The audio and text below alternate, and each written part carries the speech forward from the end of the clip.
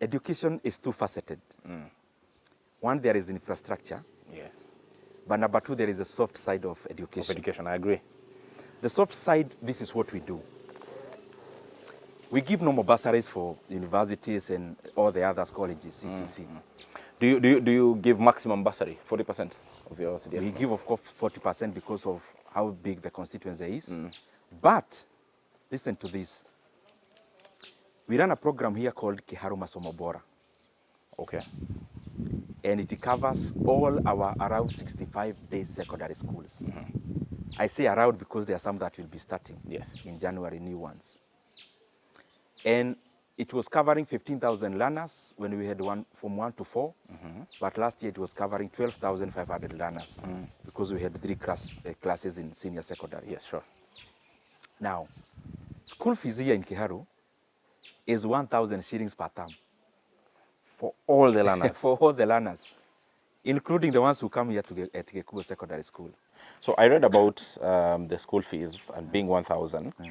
And I really wanted to understand, so how does this work? Because I think, if I'm not wrong, government policy is that it's about 3,000. It's actually, there's no government policy. Yeah. It's a local arrangement because it is supposed to cater for shortfall in capitation, but also food. Food, yes. Lunch.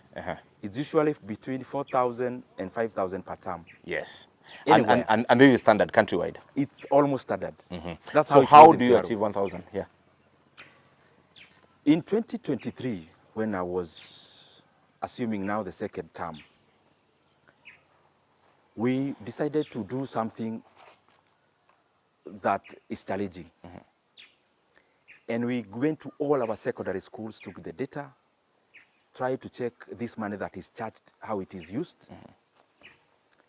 And we realized a few things. One, schools in Kenya run like insurance companies. When you charge school fees as a principal, you actually also account for the people who will not pay. So when I called the principals, they told me, when 70% of the fees is paid, the school runs. Yes. So they factor in even that. Secondly, we realized the reason why fees is that way is because of the supplies they buy, especially food. There is the quantity issue. Yes. In a school like this, you buy small. But then the bigger thing is something called value for money. Time value for money. Yes. Every supplier in any school in Kenya, even those who are watching us, they know when you supply mahindi or beans in a school, in January, way later, you may be paid the next January. That is true. So as a supplier, because you're a businessman, you factor in that finance cost. Time value for money. Time value for I money. agree. So we decided if the schools can do bulk buying, how would it be? So we tabulated how much a learner eats per day, how much a learner takes in terms of sugar per day. We were able to come up with a formula, which is generic. Yes. The long and short of it, I also was lucky to get some assistance from one non-governmental organization, gave me some supplies in terms of sugar. Yes. So the rest we did what I would call backward aggregation. Backward aggregation is, instead of buying, this school is buying 2 sacks, the other one 1.5, aggregate, bargain, buy cheaper. But then after buying cheaper, because you are not keeping money for the supplier. Yeah. So the supply is actually paid instantly after instantly. Oh, okay. Instantly, or almost instantly. Almost, okay. So we were able to bring down the school fees. Now, in this 1,000 per term, learners eat in school from Monday to Saturday. Okay. And they also eat chapati every last Friday of the month. Every. Wow.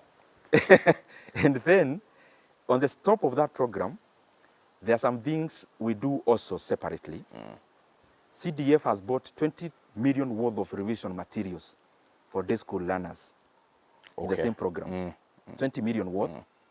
But now out of pocket, we also do a motivational program where every best performing and every best improved school, we take the principal to Dubai.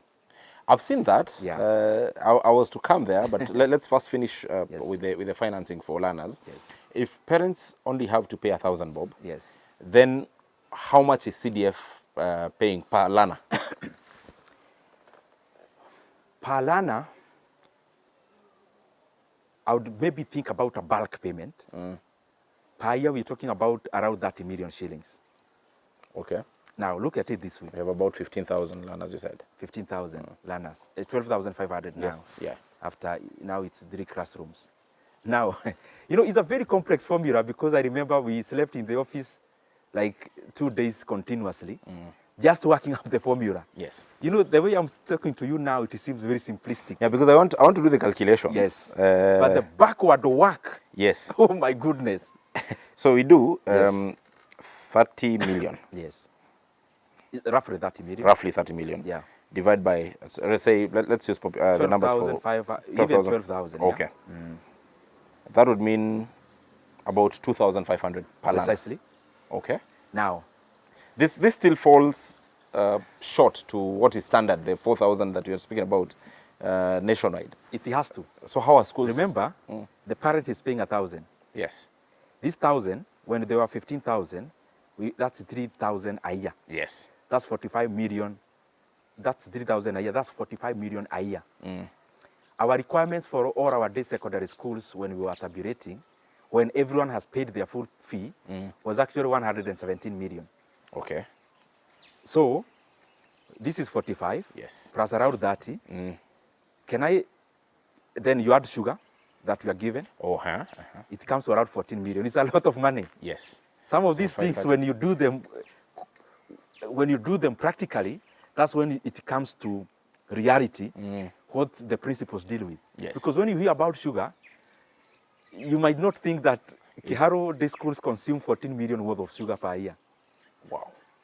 Which we are given. Yes. And then, if you tabulate now all that, whatever we receive, whatever you see there is the difference, is the money saved out of quantity and out of time value for money. Allow me to ask this. Yeah. If today the people of Kiharu decide they don't want Ndindi Nyoro as a MP, or if they promote you to a higher position, yes, there's something called continuity or contingency. How do you ensure the standards you've set need to continue, right? Yeah. So one can come borrow the strategy you've used to in terms of 1,000. But in terms of the sugar being given, that is worth 14 million per year. Yeah. That, I'm sure, is being given to you in terms of your personal relations with the donor. Definitely. So how, in terms of contingency, is it to mean that this is a plan that will not outlive Ndindi Nyoro? Let me shock you with something else so that I answer that question properly. Out of the success of this program, I got, for example, the beginning of this year, several months, I got somebody to give us flour for free. I got somebody to give us some little, especially chapati. I was given by one of the millers. In our day secondary school accounts, you know, even what we are given, when it is accounted for, the money remains. I'll shock you again, Ibrahim. We have more than 50 million shillings lying in our bank accounts in all our day secondary schools. Cumulative. Cumulative. Schools nationwide are complaining about funding by government and capitation. Even as we are complaining. Remember, but you have money lying in the accounts. Money is lying.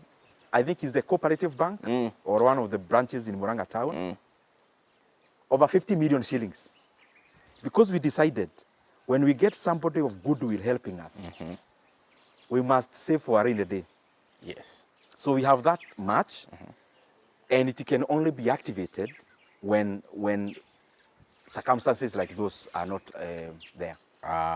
Okay. Yeah. So it is sustainable with CDF. Yes. I have had my colleagues come here and borrow the same ideas. I had MP for Mukorweine, MP for Kiaba. I have had several who are already implementing in their areas. Yes. And I suppose, hopefully, it is still working. Okay. Yeah. Taking principle.